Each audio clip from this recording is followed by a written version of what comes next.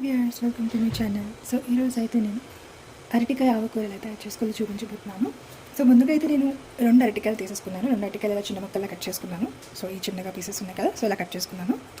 ఇప్పుడు వీటిని అయితే నేను ఫస్ట్ బాయిల్ చేసుకుని అంటే ఉడకబెట్టుకుంటాను. ఎందులో అంటే చింతపండు రసము, వాటర్ యాడ్ చేసి కొద్దిగా పసుపు వేసుకొని ఉడకబెడతాను.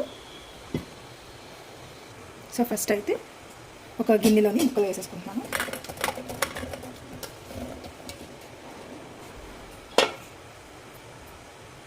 అందులోనే చింతపండు రసం. సో ఇది అరౌండ్ మనకి 1.5 కప్ ఉంటుందండి. So 1.5 cup.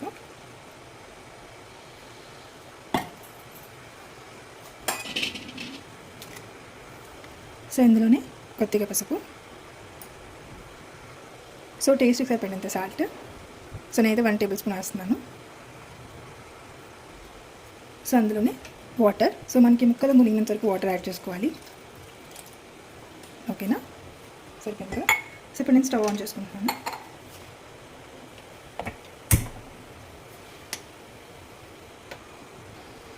సో దీన్ని అలాగే మనం ఒకసారి బాగా కలుపుకొని ఉడకనివ్వాలండి, సిమ్లో పెట్టుకొని. సో మీరువేళ ఇది ఉడికేలోపు మనము నెక్స్ట్ ప్రాసెస్ చూద్దాం. సో ఇప్పుడు ఏంటంటే ఒకసారి మిక్సర్ జార్ తీసుకుని అందులో ఆవాలు, 1 టేబుల్ స్పూన్ ఆవాలు, అలాగే 1 కప్ నువ్వుపప్పు. సో నువ్వుపప్పు, 4 ఎండుమిరపకాయలు, 3 పచ్చిమిరపకాయలు. అందులోనే టేస్ట్కి సరిపడినంత కొద్దిగా సాల్ట్, అంటే ఎక్కువ వేయకూడదు, కొద్దిగా సాల్ట్ వేయాలి. ఆల్రెడీ మనం కూరలో వేసాం కదా, సో అందుకే ఇందులో కొద్దిగా వేస్తాము. అండ్ ఇంకొకటి వరిపిండి. So 1 full tablespoon of వరిపిండి. సో దీని అంతటి కొద్ది వాటర్ యాడ్ చేసుకుంటూ మనం మెత్తని పేస్ట్ కింద గ్రైండ్ చేసుకోవాలి. సో దీన్ని ఇలా మిక్సీ చేసుకుందాం. సో ఇలా మనం మెత్తగా గ్రైండ్ చేసుకోవాలి.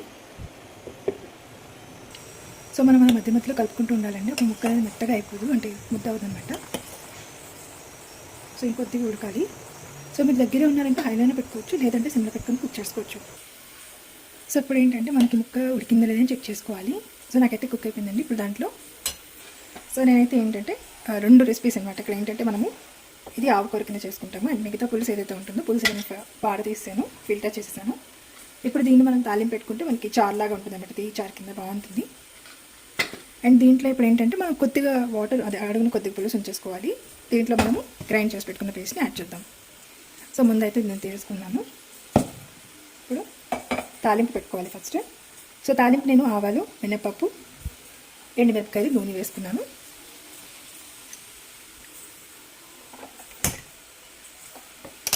సో మనకి తాలింపు అయిపోయిందండి. సో తాలింపు నేను తీసేసుకొని అందులో వేసుకుంటాను.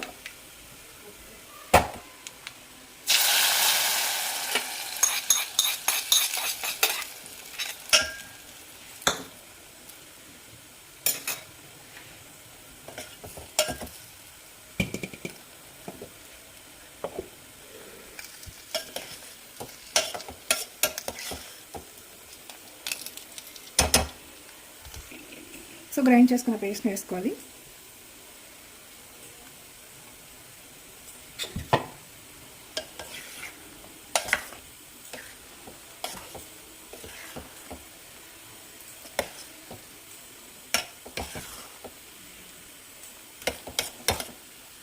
బాగా మిక్స్ చేసుకున్నాము. సో మనకి కొద్దిగా జారుగా ఉండాలనుకుంటే ఇందాక తీసి పెట్టుకున్న రసం ఉంది కానీ కొద్దిగా యాడ్ చేసుకోవచ్చు. సో లేదు కొద్దిగా గట్టిగానే ఉండాలనుకుంటే మాత్రం ఇలా తీసేసుకోవచ్చు అన్నమాట. ఒక్కసారి మగ్గితే సరిపోతుంది మనకి. బాగా కలుపుకున్నప్పుడు సో మనం ఇలా చేసుకుంటే మనకి చల్లారితే కొద్దిగా గట్టి పడుతుంది, కాబట్టి ఇలా చేసుకుంటే సరిపోతుంది. అంతే అండి, మనకైతే ఆవకూర రెడీ అయిపోయింది. సో నెక్స్ట్ పులుసు అన్నాను కదా, సో పులుసు తాలింపు పెట్టుకుందాము. సో నేనైతే పులుసు తాలింపుకి అని చెప్పి పెనం పెట్టుకున్నాను. అందులో తాలింపు సామాన్లు వేసుకున్నాను, అంటే ఆవాలు, మినపప్పు, నూనె, కరివేపాకు వేసుకున్నాను. అందులోనే 2 ఎండుమిరపకాయలు వేసుకున్నాను. సో తాలింపు వేగిన తర్వాత అందులోని పులుసు వేసుకోవాలి. ఇప్పుడు అందులోనే ఇందాక గ్రైండ్ చేసుకునేది ఉంది కదా జార్, దాంట్లో కొద్దిగా వాటర్ యాడ్ చేసుకున్నాను. దాన్ని కూడా యాడ్ చేసుకొని, ఇది ఆప్షన్ అండి, అంటే ఎవరికైనా కావాలంటే వేసుకోవచ్చు, లేదు అంటే లైట్ తీసుకోవచ్చు. So 1 full tablespoon of పంచదార. సో మీరు తీపి ఎక్కువ ఇష్టపడే వాళ్ళైతే కొద్దిగా ఎక్కువైనా వేసుకోవచ్చు. ఇందులో ఇప్పుడు కొద్దిగా టేస్ట్కి సరిపోయినంత సాల్ట్. ఆల్రెడీ మనం పులుసు ముక్కలు ఉడకబెట్టేటప్పుడు మనము ఎక్కువ వేసుకున్నాం కదా ఉప్పు. ఇప్పుడు కొద్దిగా చెక్ చేసుకొని టేస్ట్ చూసుకొని ఉప్పు సరిపోకపోతే వేసుకోవాలి. సో నాకైతే కొద్దిగా సాల్ట్ తగ్గిందని చెప్పి చిన్నది వేస్తున్నాను, చిన్నదే. సో అలా సిమ్లోనే మనం ఈ పులుసుని మరగపెట్టుకోవాలి. సో మనకైతే పులుసు రెడీ అయిపోయిందండి. సో దీన్ని సర్వ్ చేసుకుందాం. అంతే, ఎంతో టేస్ట్ అయిన ఆకుకూర పులుసు అనేది రెడీ అయిపోయింది.